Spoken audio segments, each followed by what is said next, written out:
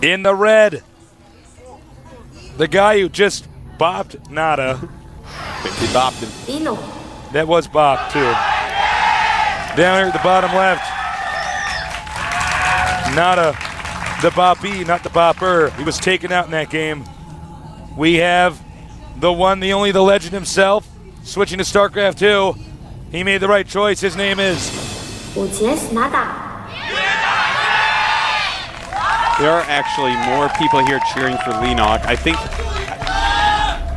I think he probably told like all his classmates, "Hey guys, I'm playing NaDa tonight. You want to all come and cheer for me?" And they were like, "Oh, what? Yeah. NaDa? Isn't he?" And he was like, "Yeah, NaDa." And they all just showed up. Drone on the way very early here. Wait, you don't have an early pool, do we? No? Okay. No, don't worry. I'm really watching Leenock this time, man. I'm not even going to watch NaDa because it'll probably blind me the beautifulness of his play this game. The beautality of it. We got the drone moving on over here. And let's see what he has planned. NaDa definitely walking in this time. Yeah. Seriously, I think we are going to see the safest, most disgusting macro game anyone's ever seen. You think I'm MVP is good. Wait till you see NaDa actually apply himself.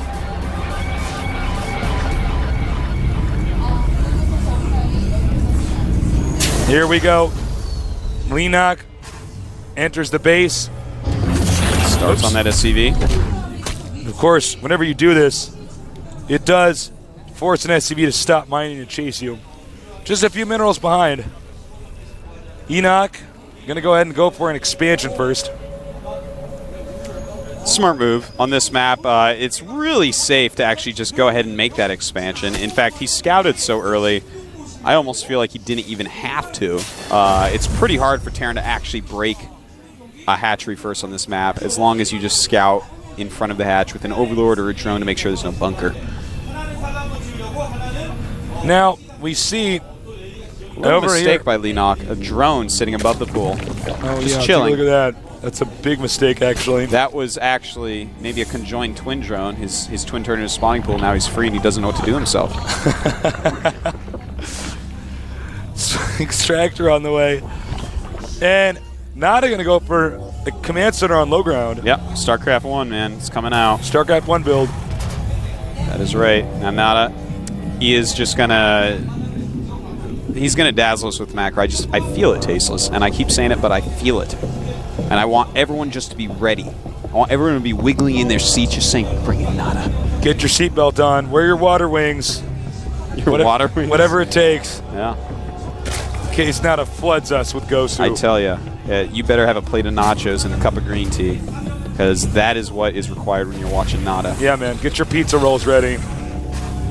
Dr. Pepper, if you're not a heavy drinker, you're watching this. Dr. Pepper. That's the best soda. I hate Dr. Pepper. Oh my God! What? Tasteless, please. What's a good soda? I don't really like soda. All right, that's what I thought. If you liked any soda, it'd be Dr. Pepper. All right. If you guys need to take a break now, now's the time to do it before this game picks up and becomes insanely awesome. Nah, forget it. Don't go anywhere. A factory being made right now. Down here, below the barracks. You know, he's getting that reactor. Definitely going to switch over and get a bunch of Hellions. Maybe not even a bunch. It could be just two. But NaDa's going to want to keep some semblance of map control with some Hellions. Because Leenock, he is getting Zergling speed, as is smart in this map. It's such a long map. You need your quickest units. Things like Roach play here, really not as good. No. Mutas can be quite nice, and Speedlings are a complete must. You need them, because obviously the map is so long in the middle. You need to move all over the place, especially if you're getting dropped or something. You need a unit that can actually get back in your base and defend it. I think NaDa's build so far is pretty good on this map. Oh, look at that. Whoa, second factory. Not wanting to opt for the Hellions. Can we see Blue Flame Hellions? That's what we're going to see. You're right. Going to go ahead and Blue Flame it up. And in fact, his timing is so good on that the Tech Lab finishes as the factory is landing at the reactor. So he's like, sheesh. Not a man. He's good. Kid times things out. His head is a calculator. The most handsome calculator I've ever seen. Now, The armory's on the way too, so I guess he's going to transition into a Thor after this, defend from mutas if that does occur. I definitely do like that. Why not get that Thor? Now, right now, as we can see, Burrow is being upgraded. Oops, sorry. As well as a Baneling nest right there. Right here. So definitely going to see some burrowed Banelings. Also, Overlord speed, very smart. He's going to want to scout with that. And a Spire going up right below the Baneling nest. The Hellions doing their dirty work. Killing some Zerglings here and there. Clearing out those watchtowers. It's one of the first things you have to do. Don't want that Zerg having any sort of vision. And that one knows what's coming for it and runs away like a coward. Drawing them back. Nice, buying some time where the Hellions have to chase. Spine Crawler on the way. Yeah. More Hellions. He's got to defend this ramp here. He can't let the Hellions get up there. He can't allow the Hellions to get back here either. Let's see if he can do it. We've got 6 Hellions. Clearing out some creep tumors. 7th Hellion on the way. That looks like it's going to be his lucky number. Just going to run past because he has blue Hellions. Goodbye, Zerglings. And soon, goodbye, drones. Just running right past. Nice moves here by NaDa so far. And blocking with Queens. Nice moves by Leenock. Minimizing damage as much as possible. Does see the Spire. So this has actually done so much for NaDa. He's killed a lot of Zerglings, a lot of drones, and saw the Spire. So it basically did everything you could ever hope it would. And he did scout him here, so he basically sees, well, everything except the well, factories. He knows there's factories. Yeah, he has to know that, obviously. There's Hellions out. Yeah. And a Thor out. And, you know, some turrets going up for NaDa. Going to play so secure here, make sure that there's no way he can die.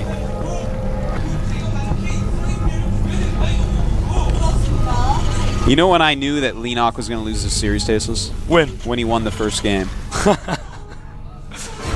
NaDa is pissed from losing the last game. He is just, this is such stellar play. I love this build, actually. I'm really impressed. Well, you know, you get blue Hellions in there, and suddenly the game is so changed. It's a long map. They're a quick unit. It was a smart choice. Now we do have the mutas moving along. Here they are. Getting +1 attack and Baneling speed. Another hatchery also going up for Leenock. He's actually playing quite well, despite losing those drones. Keeping on top of all the upgrades he really does have to get.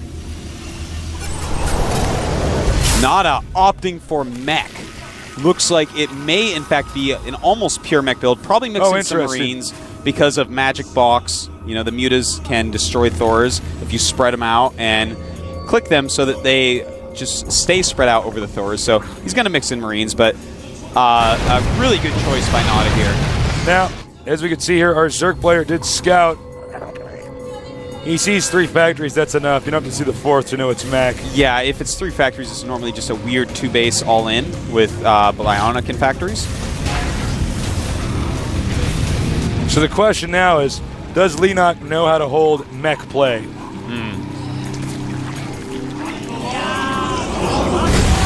And Banelings burrowing, as you see right there. He wants to kill a lot of SCVs with that. The Hellions did see those go through, though.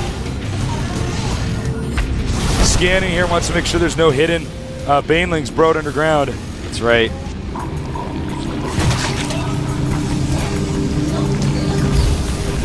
And he takes out those burrowed Banelings. NaDa ain't losing SCVs. LOL. Never. Nopes. He's NaDa.